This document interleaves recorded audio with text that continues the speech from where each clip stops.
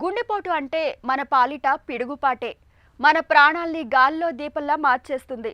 అయితే గుండెపోటు అనేది ఉన్నట్టుండి విరుచుకుపడుతుందని నమ్ముతారు మనలో చాలామంది.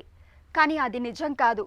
గుండెపోటు రావడానికి ముందే చాలా కాలం నుంచి దాని తాలూకు సంకేతాలు మన శరీరంలో కనిపిస్తుంటాయి.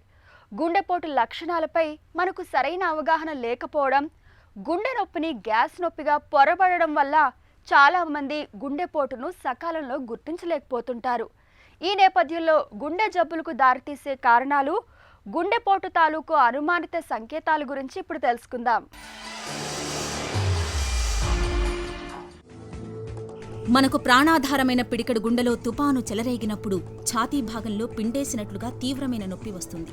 సాధారణంగా ఈ నొప్పి ఛాతీ నుంచి ఎడమవైపు భుజంలోకి, మెడలోకి, కింది దవడ భాగంలోకి, వీపులోకి విస్తరిస్తుంది. ఛాతీపై ఏదో పెద్ద బరువు పెట్టినట్టుగా ఒత్తిడిగా ఉంటుంది. అలాగే కడుపులో మంటను పోలిన బాధ ఉంటుంది. ఊపిరి సరిగ్గా ఆడదు. ఒళ్లంతా ఒకటే చెమటలు పడుతుంటాయి. గుండె దడగా ఉండి తల తిరుగుతున్నట్లుగా ఉంటుంది. ఛాతీలో నొప్పిని మనలో చాలామంది గ్యాస్ ట్రబుల్ మూలంగా వస్తున్న నొప్పిగా భావిస్తుంటారు.